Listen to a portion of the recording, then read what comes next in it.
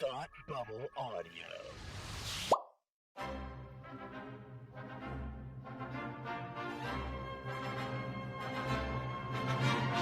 Look, up in the sky! You will never find the more wretched hive of scum and villainy. Welcome to Beer with Geeks with Tim and Frank. Who are you? I'm Batman. I am Iron Man. Your friendly neighborhood Spider-Man. Hi, Christopher. I'm Nero. My name is Inigo Montoya. You're a wizard, Harry. A couple of guys with a couple of beers and a whole lot of pop culture nostalgia. Make it so, number one. Ladies and gentlemen, the Beatles. Named the dog Indiana. Life finds a way. I am serious. And don't call me Shirley. Now sit back and crack open a cold one, because it's time for Beer with Geeks. It comes in paints? Shaken, not stirred. Great Scott! I was way off.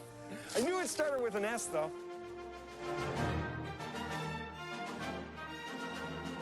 Hi, and welcome to Beer with Geeks, where two geeks geek out with beer. I'm Tim, and with me, as always, is the number one Superman fan on the internet. It's Frank. How are you? Ooh, that is a high compliment. Thank you. I don't know if I quite deserve it, but I will take it. Thank you. I feel like I would give that honor to someone like Michael Bailey from some Superman homepage and so forth. But you know what? Thank you. I will take that. You're the number one fan in my heart, Frank. Maybe that's it. Aw. Well, thank you. That's clogging an artery right over there with Superman fandom. Get out of there. I need all four. Yeah. Geez. Well, is what you're drinking going to help with that? Absolutely, it's not. I can assure you of that.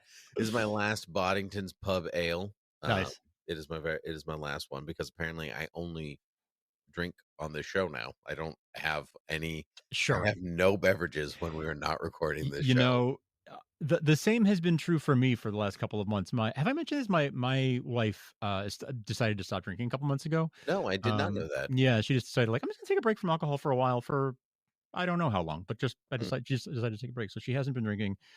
She doesn't mind if I have a drink. But without, you know, I without someone else to have a drink with, I just don't think about it as often. Yep. You know, once in a while I'll be like, ooh, you know, I would like to crack open a beer and you know, I'll do that while we're watching TV or whatever. But yeah, I've been drinking a lot less too. So I hear you. I hear you on that. My wife also doesn't drink, and right? So hasn't since I've known her. She right. Really has, and so like she's thrilled that mocktails are like a thing that you can get now, like and not be weird about it. So yeah. So I just generally just don't like. Nice. Yeah, because. You need to do it with it's a company thing, or it is right. It's a buddy thing. It's a communal experience so much of the time. Yeah. I agree. Well, I am as we are fast approaching.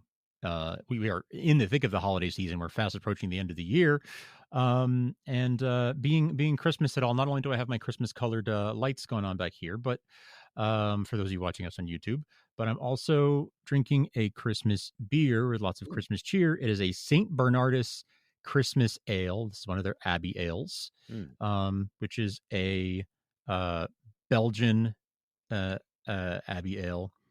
It is their Christmas ale, which takes on a splendid dark brown color that is topped off with a cream-colored layer of froth. And I love when this happens. You know how I feel about having matching glassware, and not just like that, not just the right shape, but it's actually the brand. Awesome. So it's literally, this is the glass that is meant for this beer. Where did I get it? I don't remember. It's been a few years now. I think it was at a I think I got it at a bar, but I think it was a long. I think it was at a beer bar, but I'm not certain. I don't remember now. It's been a number of years, and I no longer recall. But there you go. If anybody watched a couple weeks ago when I drank another Belgian beer and I drank it in the wrong kind of glass and it was a terrible pour, look what happens when you put it in the right kind of glassware. Amazing glass. See that? Amazing pour. This is how it's meant to be. I haven't cracked this pack open yet. So this is my first sip of the Christmas ale for this year. Christmas ale usually it's got some kind of spice to it. Yeah, it is right? spiced. Yes. This says that it has a intensely dark beer with a full yet slightly fruity flavor, which I would agree with that. Slightly fruity, overflowing with the tastes of winter and zesty seasonal aromas. Aniseed notes are complemented by hints of cream, caramel, and fire roasted chestnuts. Before that last part, it honest to God sounded like you were drinking a fruitcake. I know, right? Yeah, it does. No. It does have a very, you know how Belgians have, and like Abbey ales have that sort of fruitiness, like on the nose and in the nasal, the nasal passages. Yeah, like that's what I'm getting. And it is delicious, and I love it. It is one of my absolute favorites. Tim, there's something else that's my absolute favorite, and that's Superman is my absolute favorite hero. Well, your face is up there. Yeah, but Superman is my favorite guy, favorite superhero, and I feel like my time has finally come. I feel like they're finally calling my number. That's it. This is your time. You're ascending to the pearly gates. No, you're like, we are the pearly gates of a Superman movie that will finally deliver on the promise of Superman. It's looking good. It is looking good. The chances are looking good. We've come close many times. Yes. Many times have you come close to this. Chris Reeve, you've come close, but he has not. But it's a little dated. He's a little overpowered. It's a little wonky. Sure. You know, in some places.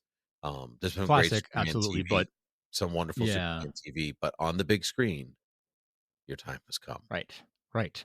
Superman and Lois has been great. You know, we my buddy Derek over on the House of L podcast was saying, like, there are times of feast and famine, right? And for the last few years, or last several years, last couple decades even, you could argue, Superman fans have been sort of in more of a famine phase, and like Batman fans have been feasting, right? And we've been feasting since 1989. Like, I would agree. Yes, I would agree. With a small break in the late 90s, you know. Right. Yes, I would agree. Batman fans have been feasting for quite a while. Superman fans have been in famine for quite a while. And the last few years we've had like things picking up, right? Like since Smallville ended, there was sort of a quiet period, and then we got Supergirl, and we got Superman coming to Supergirl, and then we got Superman and Lois, which has been fantastic, and now we have My Adventures with Superman, and it's been on the upswing. There's been like an up trajectory, and I feel like it's sort of culminating now with this project with Superman 2025. The movie in 2025. Yeah, you can't say Superman the movie because that's 90. Right, exactly. Right? Yeah.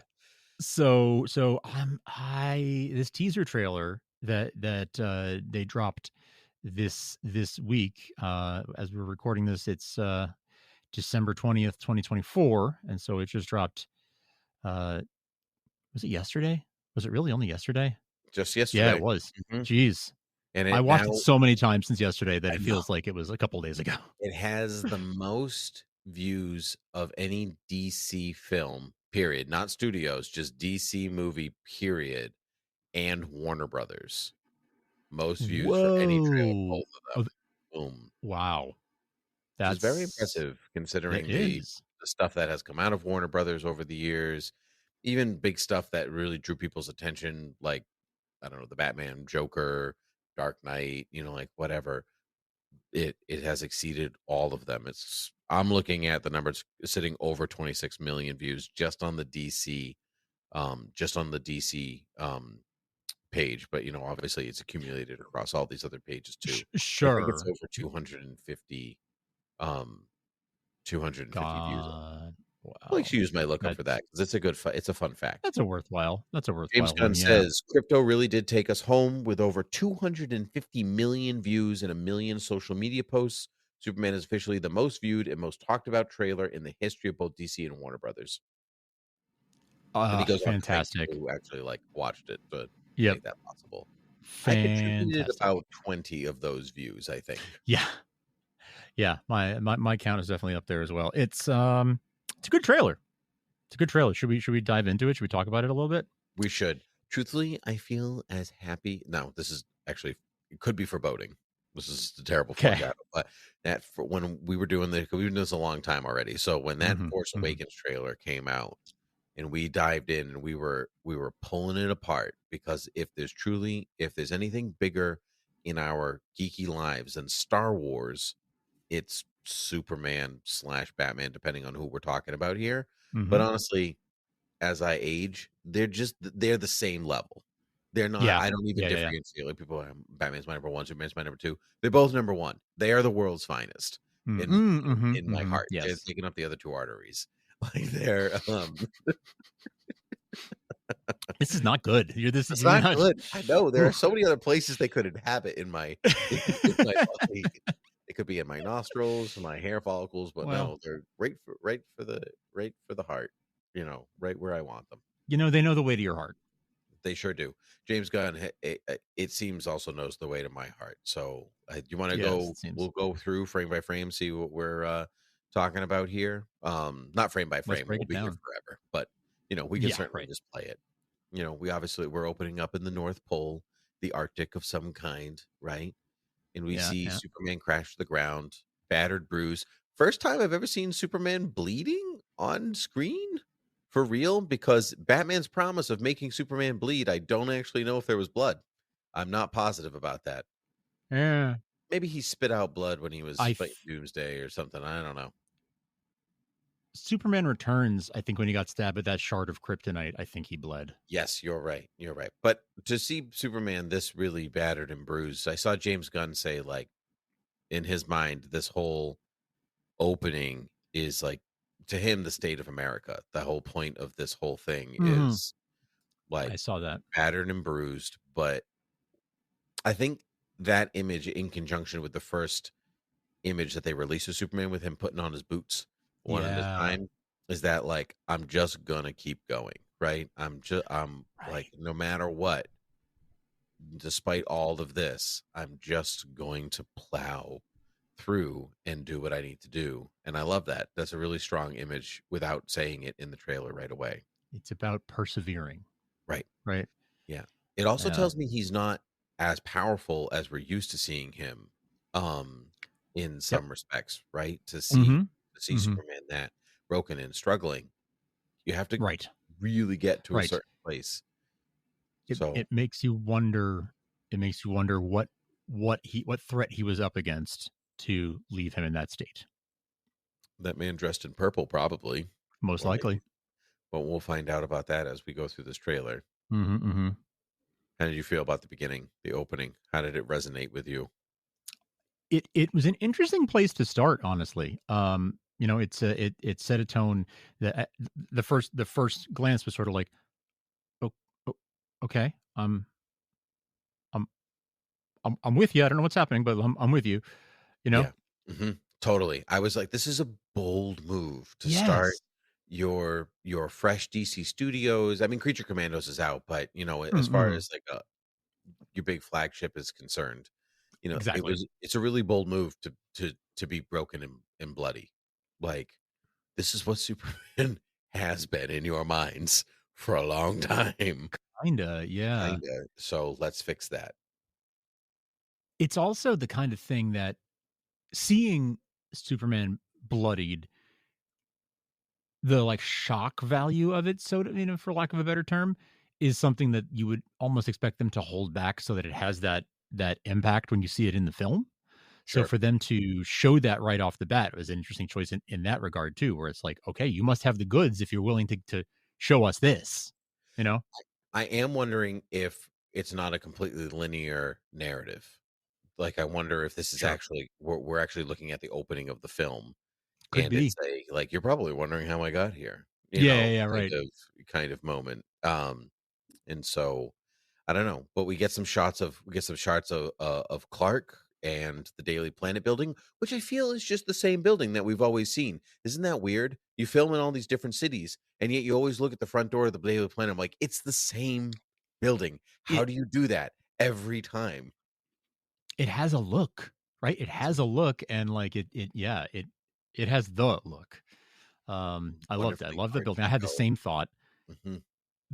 The curly hair kind of threw me for a loop, but I don't like it.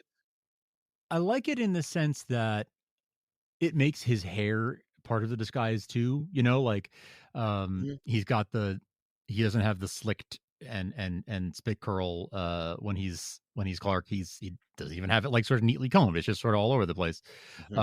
Which is another thing that makes him look different and he's a flop makes you right. Yeah. You'd never think that guy's Superman.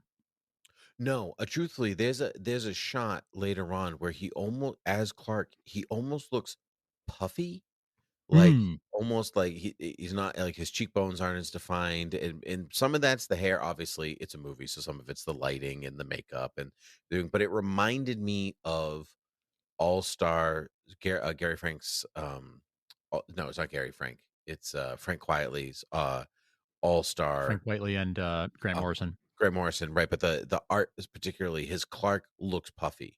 Like he like Lex even comments on it in one of the issues where you like, come on, Ken, you got some flab, in there. You got to build up and work out. And like I think a lot of that has to do with the way that he's holding himself. Chris Reeve also looked flabby that way.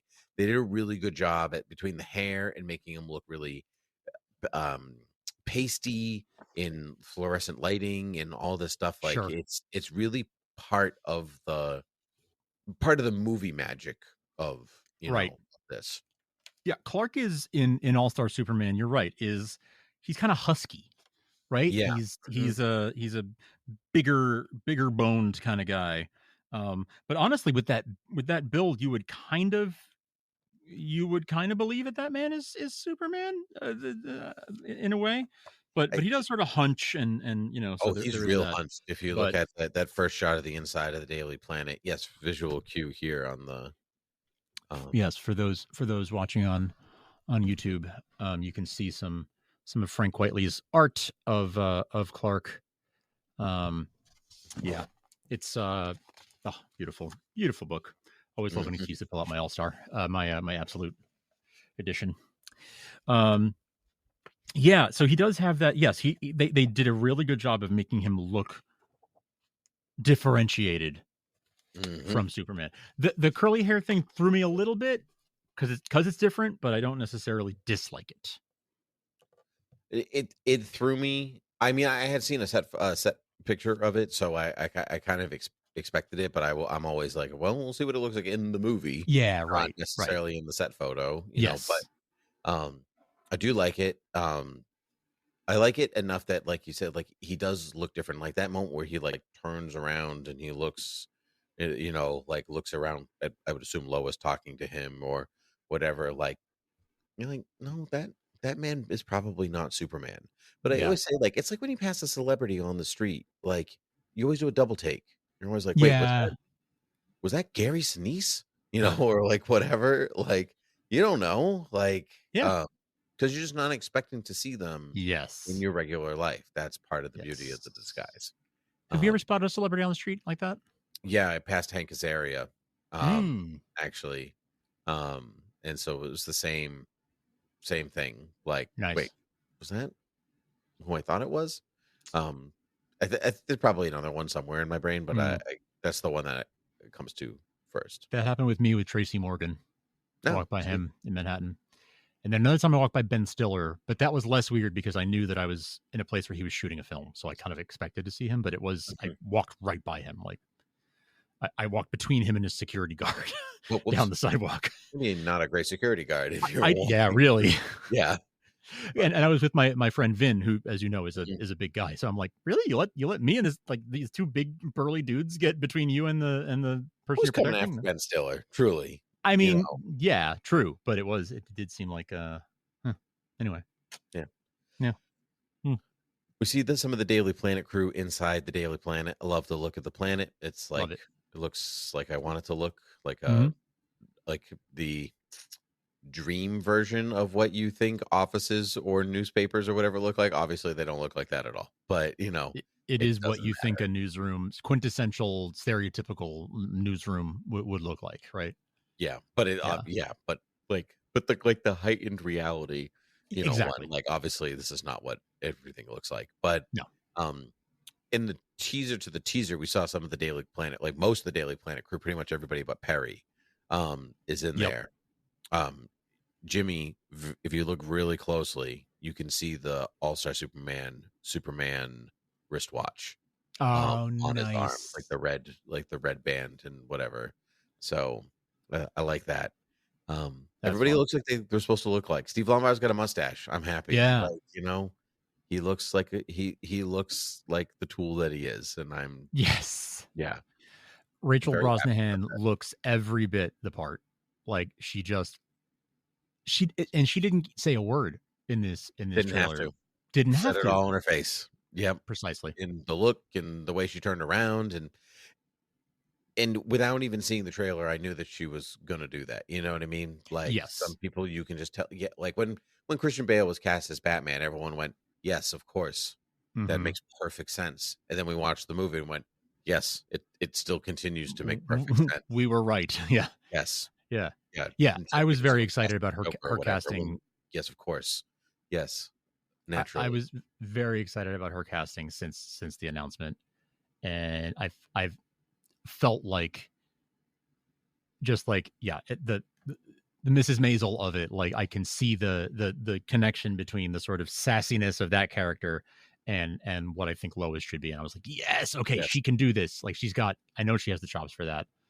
She'll crush it. And She so far had I'm feeling said- good about that. Yeah, she had said that her arc is really about the two things. That one that they address in the film apparently several times as part of the ongoing narrative, that what's it like for somebody so strong-willed and to be in a relationship or have a relationship or something with somebody who's just literally strong, like somebody who can lift the world with her will versus being able to actually just lift the world or whatever, right? And how do you reconcile those two aspects of yourselves, which I'm looking forward to. But I guess Lois's real arc is really about finding and fighting for truth in a world of fake news and dying journalism, which I love, not because it feels like commentary or anything, because it's just true now. But that to me reads, as the trailer goes on and whatever, as that gives her a reason to really combat Lex Luthor in her own way. Because what I feel like a lot is happening here is a lot of fake news through Lex, which I think we'll talk about as it goes on. But sure, I think most of it seems that Lex's plan is like, I got to distract Superman to destroy Superman over here, so I can do this thing over here. And so like Lois is about, I'm going to find out what Lex is doing over there, so Superman can stop the thing that's happening over there. I like that triangle, and they say all that without saying anything in the trailer. That's the beautiful part about it. Yeah. It's there for you if you look for it. It's wonderful. Yes. Or it could be totally wrong. Doesn't matter. Well, we'll find out, I guess. Yeah. What did you think of the Kent farm that they showed us? Truly, if the cows weren't there, I'd be concerned if it was a farm at all. Yeah, true. But it looks like a regular people's house. It does. Like truly regular people's house. It looks like what you would expect a sort of lower middle class family's home in the Midwest to look like. A much more humble, like it's not this beautiful farmhouse that's a picture book kind of perfect. It's just sort of like your typical ranch style house from like the 80s or 70s or whatever. Yep. And it's nothing like out of the ordinary. Truly what I liked I kind of like that. Yeah, me too. Not necessarily the house, but what I loved about this little snippet of a scene that we saw is that Clark and Pa Kent are dressed the same. Yeah. Flannel open with the white T-shirt underneath, and I'm like, you're just your dad. And I love that, how much you're influenced by your father, that you're dressing like him. That just like, that tells me a lot about the way that they're treating their relationship in this movie, and of of course, there seems to be some kind of emotional moment here. Yes, it does. Yeah. It reads to me like Pa's telling him that he has cancer. This is what this instead of going the heart attack route, you can't save me. Right. But I love you anyway, son. You know, that's what I feel like is happening. Interesting. Here. I could see that. I could totally see that.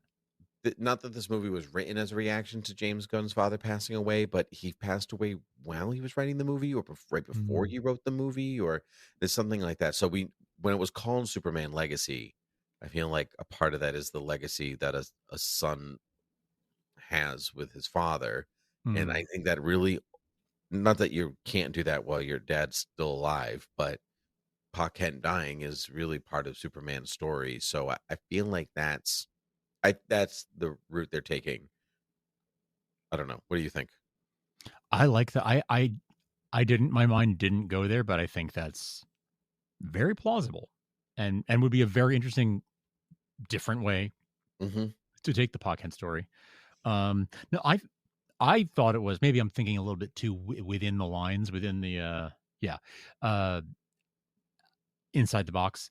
I was thinking like, oh, maybe this is him, Clark, saying that he needs to leave, like this, that he's saying goodbye because he needs to leave the farm, go to Metropolis. Like a flashback kind of thing. Yeah. He's already he's already Superman. He's already been doing correct. His thing, so. Correct. But I was figuring like, well, this is back when Pa was alive. Sure. And it's a flashback to him leaving, and whatever wisdom he imparted on him or something when he left. But yeah, what if the Kents are still alive, still back in Smallville, and maybe Jonathan's sick, and or maybe Jonathan has passed. I don't know, but yeah, that's an interesting, different challenge for him to have to grapple with, not being able to save. We've seen him grapple with, he died of a heart attack, and I couldn't save him, but like to watch him expire, slowly, is a whole different emotional weight to it. Right.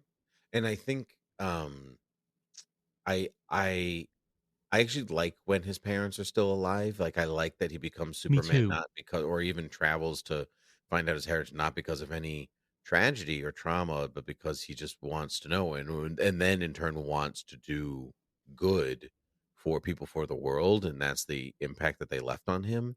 So if this is what's happening, but he's already Superman when this happens, I like that he's already doing a thing, and like he's focused on saving people, but to learn the lesson that he can save a lot of people by doing a lot of different things, but there are just some things that even Superman can't do. That's it's one of the most important things, I think, when we talk about like him being, what are the stakes if he's so powerful? Like it's that you can't save everybody. You just can't. You can do all these amazing things, but you can't stop cancer. You can't stop a heart attack. You can't stop old age. So and that's something for him to deal with. Yeah, I love that. So I like all of that. I think Crypto ended up being sort of the star of the, like, stole the show. So freaking cute.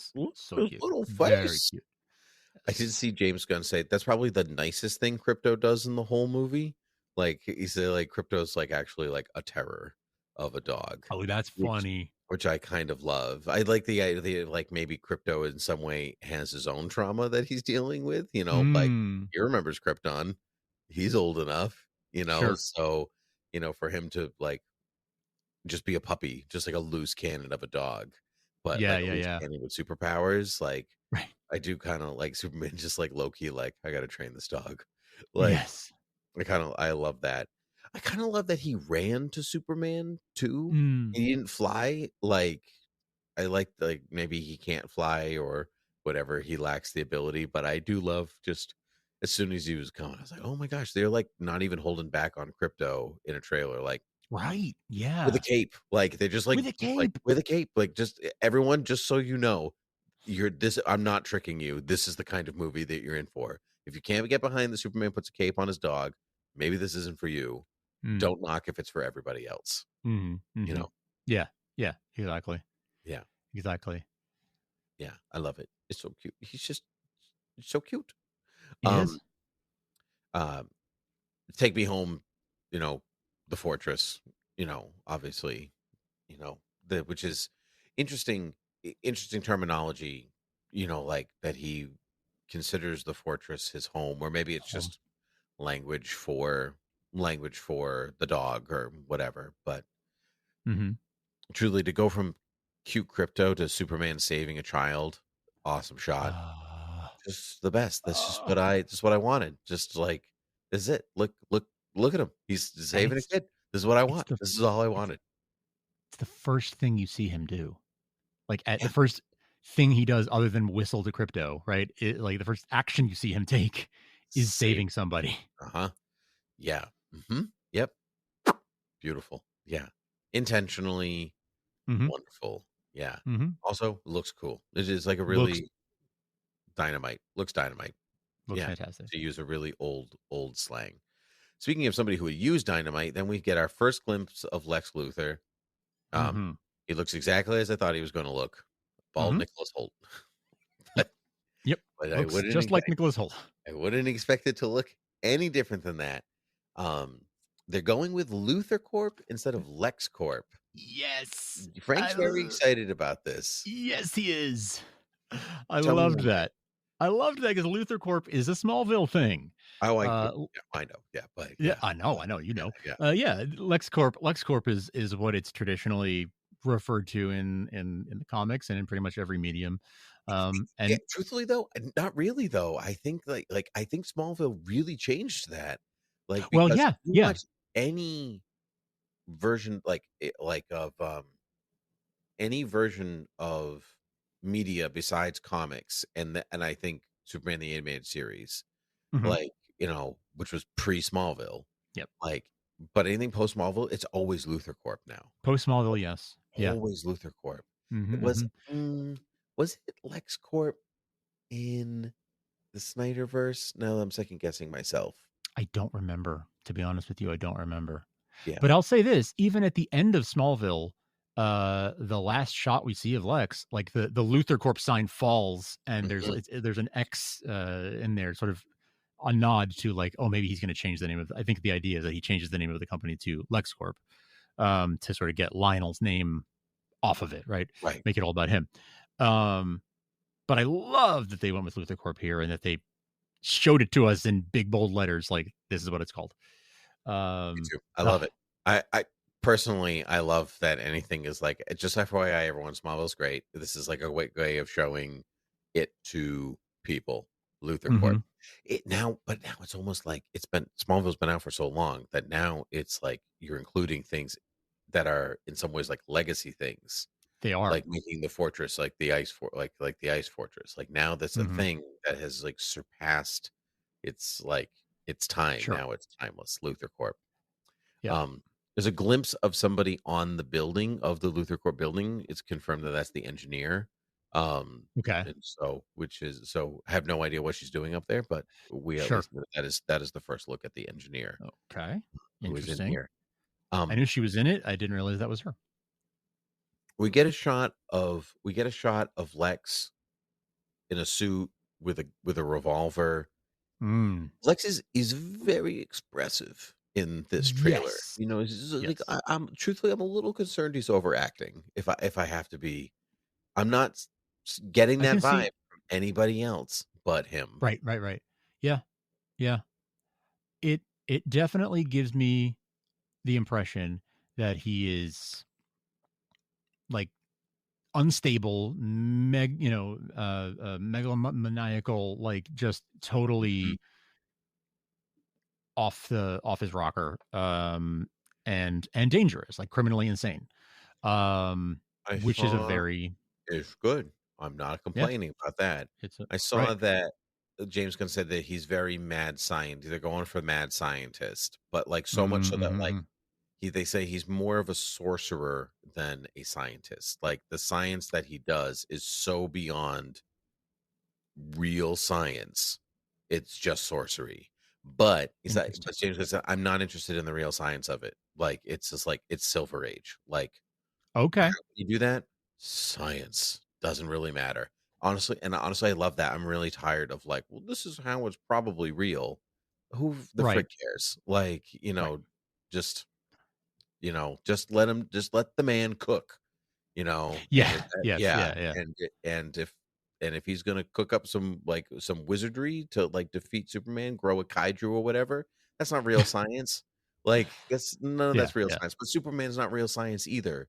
So why should Lex play by the science rules? But the real science. So personally, on board for that take. Yeah, same. Yeah, same. I like that. Yeah, I see where it could be. There could be overacting going on. That's a very good point, and it's very, very possible. But I hope that there is a narrative reason for that. Sure. It's just really hard to tell from a couple snippets. From a couple snippets, exactly. We get Superman in this glass case of emotion. I don't know. I don't know what's happening. It's actually a crystal case of emotion. Oh no! Yeah. Oh no. Yeah. There's like people in the box, and like other people are in there. There's light. They're taking pictures. I don't know what's happening. It's really the only part of the trailer that I was like, I have no context for this. I can't piece this together through anything. Like, sometimes you can kind of piece together a story somewhere along the way through snippets of something. I have no idea what's happening here. I don't know. What do you think? I'm not sure what to make of it. Yeah, there were a couple of things that either went over my head or I didn't really clock, and that was one of them. That I'm not really sure what that's supposed to be. If that's a reference or what it might be showing. It could be, I don't know, a weird dream. It could be a prison. It could be anything. Yeah. But then we cut to this kid next, saying Superman, raising the flag of Superman while there's some kind of skirmish battle war going on. Because there's a Boravaya is what's happening in here. But I have Creature Commandos connection over here. I don't know if you're watching Creature Commandos. I haven't watched.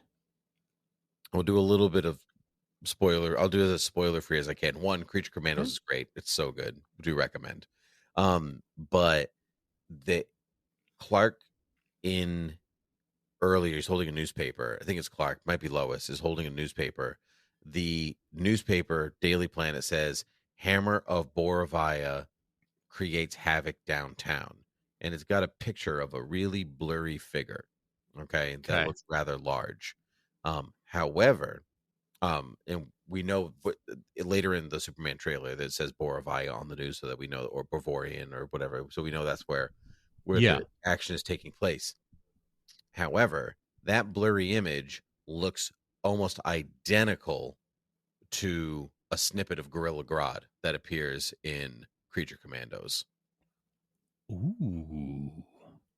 Okay, interesting. Like it's the same. Like it's and so I don't know exactly what is happening, but everything that has appeared in Creature Commandos, you're like, well, there's Superman or whatever in his costume, and like that's the one. So like they're pretty intentional about, they're not, it's world building, but if like this is what they look like in Creature Commandos, this is what they look like in a live action version too, like, and vice versa. It's like you see a snippet of Superman and he's got the the DCU suit, this new one. So yeah. So I don't know what's happening there, but there's definitely we might be seeing some stuff that I'm excited to see. That would be pretty wild to see a live action Gorilla Grodd terrorizing Metropolis or Boravaya or wherever it is. Sure. Right? So who knows? Yeah, who knows? Who knows? Yeah. But pretty cool. The little boy raising the flag was perfect. It was giving me big like Broom Boy vibes from the end of Last Jedi, like sort of the giving hope to somebody, you know, being that beacon of hope for someone who needs it. And probably actually physically saving him at the same time. But yeah, I feel like this movie is going to deliver on. He's going to come and save that boy because that's what Superman does. That's what Superman does. He does. But not that everybody believes that, because there's some fake news stuff going on. Some like people are hating on Superman after. I would assume after he fought the kaiju that appears, because the kaiju like breathes fire on him, and we see Superman. He's a little sooty and dirty and everything. Someone throws a can at his head. Yep. And he makes his way into the building, and that building is Stagg Industries, owned by Simon Stagg, creator of Metamorpho, who we see later in the trailer. Yeah. And in comes Guy Gardner with his stupid haircut. Stupid, but comic accurate. I love that he looks stupid, because you know me, I don't like Guy Gardner. Like I've been clear on my dislike of Guy Gardner, but he's likable in the way that he is not likable, right? Yeah. You know. Yeah. But there's a reason Guy Gardner's in the face. Guy Gardner's never been my cup of tea. He's never been my favorite Green Lantern. But bold choice for him to be the first Green Lantern we are all introduced to. It is a bold choice, and it's Nathan Fillion in that role really confuses me. But I'm interested in seeing what he brings to the character. I think he'll be good as the character. I do truthfully, his haircut partially looks stupid because I know Nathan Fillion's in his 50s, and he kind of looks like he's in his 50s. So like the hair in some ways like makes it worse. Kind of. Like, but also because Guy is also kind of the worst. It like that's what makes it kind of work for me. It kind of all works together. Right. It's all terrible. Yeah. In its own way. So we see Hawk Girl in the building right behind him, and also a quick shot of Mr. Terrific. On their suits, they all have a JL on their suits. But it is confirmed that the Justice League does not exist yet in this universe. Right. So hear me out. Okay. Maxwell Lord is in this movie. It's played by Sean Gunn, James Gunn's brother. I think they're the Justice Lords. Oh. I think that's what they're calling them. I think that's what they're going for. Like, they're using the name, another little Easter egg for the DC animated universe fans. And I think that like they're basically going to learn to be better heroes through Superman. We had heard that rumor. That rumor has been circulating for a while, but like that they've been like, they kill people and Superman teaches them not to kill. I don't think they're doing that. I just think they're literally, he's gonna be like, no, this is how you be better. Like doing everything you can to help people. Not that they're not, because they're heroes, but like you can always be a little bit better. Sure. And I think that, because we get Hawk, because they're part of the kaiju battle. Yeah. It seems to be. Yeah. Which could be the finale, could not be. Right. That's the interesting thing I'm trying to figure out. Yeah, probably not based on like them coming in and Superman being sooty and everything like that. But it's hard. Truthfully, it's hard to say.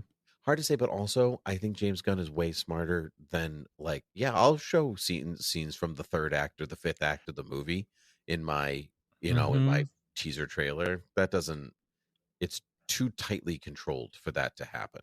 That big orb thing attacking the city, the blue and green one. I think it's purple and green. It's purple and green. I don't know why I said blue. I'm actually looking at it and I said the wrong colors.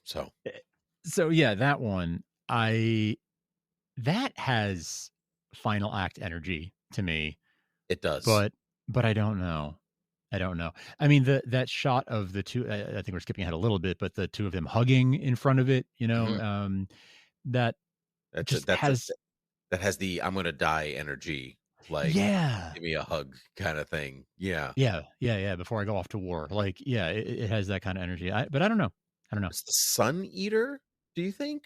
Or maybe Lex controlling the Sun Eater because it's green and purple, and we know that purple or purple green are Lex's colors in this movie, which I will get to in a moment. Mm-hmm. So, I do think it's something Lex is controlling. Absolutely. I think those colors indicate that. But if you see purple, it's Lex. Like that's just because it is a little. I think I texted you. It's a little concerning to me that there's like something clearly ready to destroy the city right out his window, and he's like just talking to Lois. And I'm like, sir, good sir, like it's probably a crisis of conscience in some way, right? You know, but sir, do you see what's out the window? But you know what? He's putting on his boots, so that's. Well, there's a character that so we get Lois and Clark kissing. Yes. Wonderful. Love it. Happy that we're going in that direction. Yes. Just, good to see.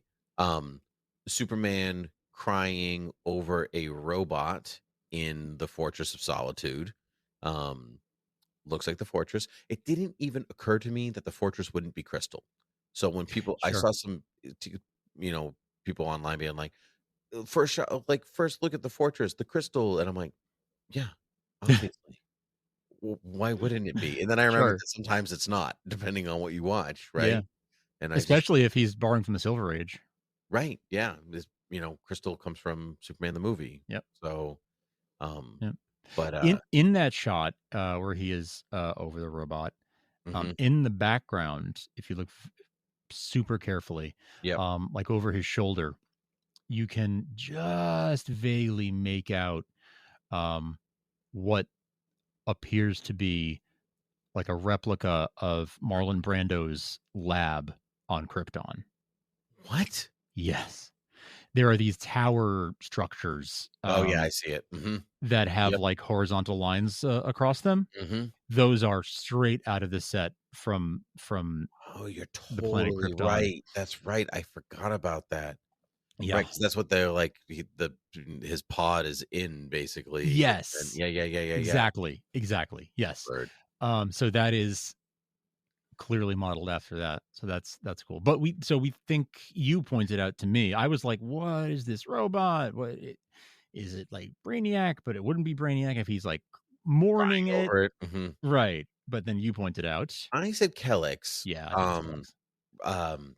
Because it had been circulating that Kellex was probably in the movie. That's not necessarily new at this point. Kellex was in Man of Steel. He's been in Supergirl, Superman and Lois at Kellex, I think. Gosh, I think so. I think in season 1. So it's not necessarily new. It's pretty standard. A friend of mine, my friend Bobby, pointed out it might be the robot. It's pronounced robot. The robot. That gets destroyed by the Sun Eater in All-Star Superman. It's like okay. Sun 7, Solaris 7, something like that. I can't. It's been a long time since I've read All-Star Superman, so I can't remember the name. I'm not going to look it up. I like that, but it being in the fortress, Kellex seems like the more obvious answer. I will feel better if it's Kellex. Not that I want Kellex to die, but but I like that Superman grieves even the robot. That's the Superman that I'm here for, right? That's it. We see the fortress crystals coming up, so it looks like he's making it for the first time, maybe, or maybe there's some flashback stuff going on. Like, we talked about. We get an amazing shot of Metamorpho. Yeah, that's cool. That confused me when I first saw it because I didn't expect them to show Metamorpho. I kind of forgot that he was going to be in the movie, so I was like, "Whoa, Brainiac? No, Bizarre? No, wait." And then I thought Parasite. Yeah, I didn't catch the purple and orange. It didn't register for me that was actually purple and orange on his shoulders. I thought it was like just the lighting or whatever. But totally, yeah, that's totally Metamorpho. And Stag is Stag Industries, right? Is tagged earlier. Get some buildings collapsing. We got some Lex looking sad and angry. We got news of the Bavaria, Superman pushing Kaiju back, all the good stuff. I actually want to the buildings collapsing is like, it looks like dominoes falling, like one falling on the other, right? Yep. That like what could make that happen? The kaiju, I would imagine. Right. Yes. Yeah. Yeah. I'm kind of hoping we get like that. Oh my gosh. The cartoon Superman. What's the from the 40s? The Fleischer cartoons. Fleischer. Thanks. Yeah. I had Schuster in my head. I'm like, that's the yeah. That's not helping. But like he just like literally just pushes the skyscraper back and it just like goes. Yeah. I heard someone else make the same reference. Yeah, actually, kind of hoping for that, even though not physically possible. But sure. Superman pushing the building back wouldn't be physically possible either. So I don't freaking care. It's an iconic shot though from that series. There is also the kaiju itself, which we see for like a second, breathing fire. Yep. My buddy Derek was joking, like, what if that's the Arctic monster from the Fleischer cartoons? Oh man. I mean, it's not, but that would be an incredible pull. It would, yeah. Absolutely incredible pull.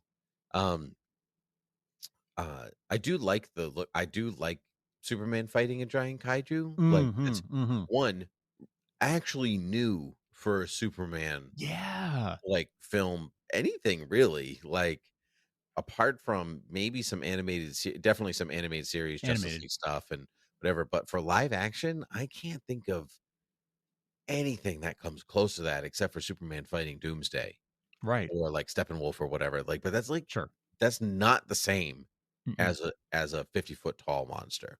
It's just not. Right. Yeah, that is super. Like Superman versus Godzilla. Like I'm into it. I'm into it. Yeah, I'm into it. I am, especially if it's all Lex controlled, which I know that it is. Which it must be. Yeah. Super science. Yeah. We get a shot of somebody really, really briefly punching through a wall of some kind, and then Superman in the Metropolis Meteor Stadium for the win. Yeah, Easter egg for the win. Fighting off this guy in a purple suit. So in a purple like armor suit, right? Yeah, and I think it's the same guy punching through the wall because he's got a full face covering. Okay, and everything. I have seen set. How spoilery do you want me to get here? Because I don't have any inside information, but I have seen a set photo that points to who it could be, not necessarily confirmed either way. Just for the sake of anybody listening who doesn't want to be spoiled, let's be delicate about it. But like my and I don't know the photo you're talking about, so I this is not, but I do obviously I think it's Lex. Like that seems like a purple suit, like it seems like it's the Lexo suit, right? Like or a variation of it. That seems like the logical assumption to me. I had not actually considered that in the slightest. I kind of like that. I don't think it is based on the front of the suit. Obviously, the guy is totally masked up. It's like so you can't tell who it is. The mask kind of looks like Doomsday's green mask, like hit that bodysuit with the goggles and whatever. Yep. But I guess I'll give me a minute, everybody, if you want to skip forward a minute starting now. Sure. But it's full purple suit. On the front is a big U. Yeah. So James Gunn confirmed it's not Ultraman. Oh, okay. Because that was like Ultraman. That's where my mind goes. Right. Yeah. There was a new 52 Superman book where there's this guy named Ulysses. That's I remember that. Yeah, I remember that. John Romita Jr. I think it's him, and I think it's another version of like the lab created like let me throw whatever I can at Superman, and I think that like it's just the third, and I think he's the reason that Superman is so bloody at the beginning of the trailer. Got it. Okay, that makes sense. Yeah. But the face covering makes me think is there some kind of is it some kind of Superman lookalike? A clone or is it like there's something more there than because it's something to be like I'm like science. It's something to say like, well, I created a kaiju, but I couldn't replicate Superman's powers, right? That normally leads to something else. I mean, what if it's like sort of turns into Bizarro? Like, what if it's a clone of him that went wrong or something? Right. Yeah, exactly. So really, it's hard to say, but that transitions into I would assume Boravia because of the sand that we saw earlier with all the people running and Mr. Terrific using his T-spheres to hold off some people in war suits, green and purple war suits, which is going back to my Lex is doing a thing over here to do another thing over here, right? So it's a few people I saw have pointed out online. It's like when Lex militarizes the Metropolis Police in Superman for All Seasons, which is also a noted influence on James Gunn said it's a noted influence. Nice. So, which is but I think that this actually might be like the final act of the movie where like they're like the Justice Lords become the Justice League International in some way. Like we're gonna go take care of this thing over here. We're gonna like basically break the law for the betterment of people, because guess what? Who's already breaking the law over here? Lex Luthor or something like that. That's where I feel like this is all going. Yeah. I wonder what Lex is after in this movie. Like, I don't think it's real estate. I don't think it's beachfront property this time. Nope. But is it some, rare mineral or something, some precious resource that is available there in Boravia, or however you say it, or I wonder. And those soldiers presumably in those suits seem like Lex mercenaries or something. For sure. Yeah. Yep. I don't know. I like it. Bold move to make your mercenaries in green and purple. Just saying. Yeah. Don't disagree. Love a good brand, but bold. We see a beautiful shot. Superman and Lois circling and kissing. It's a wonderful thing. That was that was the one for me that just made my heart flutter. I mean, him saving the little girl, the little boy raising the flag, but that one just like just a beautiful shot of them spinning, rotating as they kissing as they rise, and it looked like it was in a shopping mall or something. Yes, I had that same question. I was like, I think there's a building near me that looks just like that. Yeah, you come to Rhode Island. Yeah. And film Superman's very secretly here. I don't know. Actually, they filmed in Atlanta or near Atlanta. I wonder if that might be somewhere in Atlanta. It could be. Yeah. And then we see Superman flying up into the sky towards the sun, get some, charge up. And then the shot you referenced with Lois and Superman hugging. And that was the trailer, and I just love it so much. Frank, I love it so much. I loved it. What I wanted. And we should mention that throughout the entire trailer, the music that we hear is a slow guitar cover of the Williams theme. Yeah, it's slightly. I'm sure you heard it. It is slightly different. Slightly different. It's like, it's kind of like here's my work. Change a few words, and we'll turn in the same thing. It's variations on that theme. Yeah. So I did not. I saw this yesterday, but I was holding it off for the podcast. This is not my original idea, but people have been saying online that they like that it's the Williams theme because the Superman theme, you could count it like the Bond theme, where it doesn't matter who's playing the character. That's just the James Bond theme. And it turned my whole perception of using that music, and I love it so much. Like, obviously, that's the Superman theme. You don't have to recreate it. It's perfect. So just use it. Yeah. Because it, like, just like the James Bond theme, that's always the James Bond theme. You know what? That is so good. Yeah. That really applies here. That in a way that it applies to few other situations. Very few. I truly, apart from James Bond, Mission Impossible, because I guess, TV show's theme and then the movie's theme.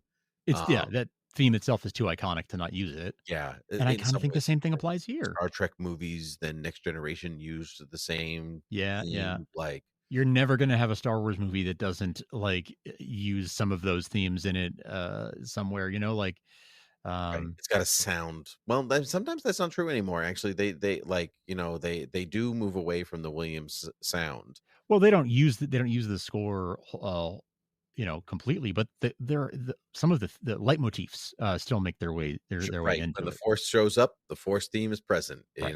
That's it's not Ben Kenobi's theme Sure. anymore. Sure. It's the Sure. Force, Yes. right? But I would like to see that. I'd love to see that applied to the Danny Elfman's Batman theme too. Yeah, that would be the one. Yeah. Mm-hmm. Yeah. Mm-hmm. But like, I don't think there's anybody else that really could of the major superheroes from the two big publishers. No, I don't. That the other ones are like just someone. So one of my friends said to me, it's kind of like in the MCU when they used the '60s Spider-Man theme. Oh yeah. But like that wasn't his main title music. It was more for fun. Yes. Yes. Right? Exactly. But this is the Superman theme. Everybody. Mm-hmm. Mm-hmm. They even used the text that appears throughout the trailer is very clearly modeled after the Donner opening titles. I don't expect we'll see that in the movie. I feel like that was just for the trailer more than likely. I think that they're trying. It's a nice nod. It's nice intertextuality. It's a nice nod. Like it wants you to be like, these movies, or this, especially this first one, is really good. It is about hope and compassion and love, and so is this one. And we're bringing that over. But watch the trailer. It's so very clearly not the same movie. Like they're not. It's not a redo of that film. It's just tonally, like in some tonally, Superman cares about people.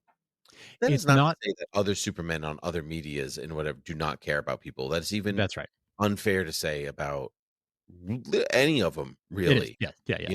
It's just but the whole tone of the film might be more akin to we're having fun here, everybody.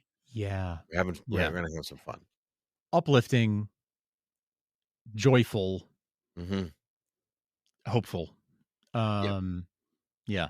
And that doesn't mean the Superman's not going to go through the ringer, right? And that he clearly does. He's bleeding, right? Yeah, yeah, and he's clearly emotionally spent at certain points in the movie. Yeah, but if you show me that he's just going to get back up and keep going anyway, that's what I want to. That's the best. That's because that's who he is. I know we have that moment of them kissing as they rise, which is like I said, my favorite shot from the trailer. But it struck me that she has a very Lois and Clark have a very what seems like a very passionate kiss, and then when what I assume is him going off to fight that orb or Sun Eater or whatever it is, they just hug, which makes me think she doesn't know his secret until after that. Right? Yes, like she doesn't know his secret yet in this story. It's very possible. I kind of took it as sometimes the hug actually means more than the kiss. Fair. I see that. Yes. If you're going through something, like, does your spouse offer you a kiss or a hug? Because the hug actually is more comforting, consoling, or it's more consoling than the kiss. So I don't know. So not everything has to be about. Not everything means something. Yeah. I don't know. But obviously, we're not watching it in order. So as far as the trailer, exactly, which is what. It's hard to say. Hard to say. Yeah. I'm super jazzed for this movie. I can't wait until July. I'm so excited. I'm so grateful it doesn't come out July 4th weekend, because don't worry, that's when Jurassic Park Rebirth comes out. So is it? Nice. Yeah. But yeah, I wouldn't want to have to compete with 4th of July stuff. Correct. to go see Superman. So I'm glad that's giving us a wide berth there. Yeah, no. I'm so excited. 3:00 on Thursday the 3rd, though. You bet I'm gonna be, or Thursday the 10th. You know, I'm gonna be there. I realized when I told my wife, like, oh, the new Superman trailer drops today, so I'm gonna be like, hold my calls. And she was like, it's been a while since there's been a movie like that you were like counting down, waiting for the trailer. And I was like, honestly, I think The Rise of Skywalker was the last one where I was like, the trailer drops today, I can't wait. Like I all, often with Marvel movies, but not in the last few years. Nope, I agree. I think since Endgame probably was the last time that I was like, the new trailer comes out for a Marvel movie. Yep. And as you know, I haven't really been watching trailers all that much the last couple of years. But yeah, I think since Rise of Skywalker, this is the movie I've been most excited about, most anticipating. And this teaser definitely did its job and definitely got me excited. And I'm hungry for any content that I can get about this movie right now. I am so in.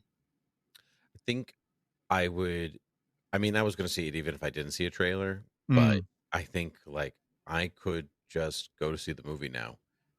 Yeah. Like not have to watch. I honestly don't have to watch the rest. I will. No, I will. Especially the main one when it comes out in a couple of months, I'll watch that one. But any TV spots, anything like, no, I'm still in my, I'd like to go in kind of blind, like surprise me. But I also don't want to build it too much because I don't want to build it too much in my head and think it's going to do this and then it does something else and then I'm disappointed in myself for putting my own thoughts onto something that's not fair. Yeah. But yep. I will probably watch everything that comes out pretty much to promote this movie, but I'm I don't think it's going to take away from my enjoyment of it. I'm so excited. And I think I really liked the little mini teaser that came out the day before that told us like, hey, trailer drops tomorrow. It's just shots of people looking up in the sky. Look up. It's just shots of like everybody at the Daily Planet and people around Metropolis and people presumably in Baravia, people just looking up. And for years there that was a sort of recurring joke / theory that might be how the Smallville finale would end, right? That you would just see a montage of people that we had seen throughout the whole series just looking up, and that you wouldn't need to see him in the suit. You'd just see them all looking up, and that would give you the emotional resonance of it. And that's always been in the back of my mind as something that'd be cool to see, and they did it with that little tease, and I loved that. I loved it. It was great little piece of editing. Yeah, beautiful. It's a great tagline too. Yeah, look up. Yeah, it's a really good one. It's right up there with "You'll Believe a Man Can Fly." It really is. It really is, because it's like you could take it many different ways. It can mean lots of different things. Because he's someone to look up to. There's all these different applications. It's good. They're cooking, and I love it. Frank, you're loving it. No, they're cooking. I love it, and I'm into it. And I'd love to tell you where you can find us on the internet so that you can hear more of what we have to say as the movie gets closer. We should mention we're going to take a little holiday break. For the this rest episode of was long enough. You can listen to it over 2 weeks if you want to. Exactly. Yeah, fine. Break it up. We will be. Yeah, this is the last new Beer with Geeks you'll hear for 2024. We'll be back in 2025, and very very excited to do so. But yeah, we're going to take a little time, spend some time with our families, that kind of thing, over Christmas and New Year's. So we wish you all happy holidays and happy New Year, and Merry Christmas. And in the meantime, if you want to, if there's a Beer with Geeks shaped hole in your heart for the next couple of weeks. Left. Where's it going? Yeah. Oh no. It all comes back. If you feel the absence of Beer with Geeks during this time, head on over to beerwithgeeks.com. We have a large backlog of over 500 episodes that you can check out. We have lots of Christmas episodes and so forth that would be a lot of fun to listen to if that's would scratch an itch. Just search the website and you'll find them. You can also subscribe and follow us anywhere that you get your podcasts. Of course, now on YouTube. You can also, if you use YouTube for audio podcasts, you can also get the audio version there, as well as Spotify, Apple, anywhere else. You can rate and review us in those places. That is always a big help. And of course, if you really want to help us, you can head over to Patreon, patreon.com/thoughtbubbleaudio. And that is how you can support the show and help us to keep making it and pay for our movie tickets to see this movie in July. Mm-hmm. Please pay for my movie tickets. No, it's okay. Just pay for the show. Just pay for the show. Movie tickets. That would help. That'd be nice. Yeah. Well, that's Frank, it.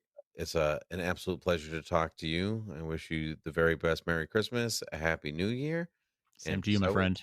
Until next time, cheers. Cheers.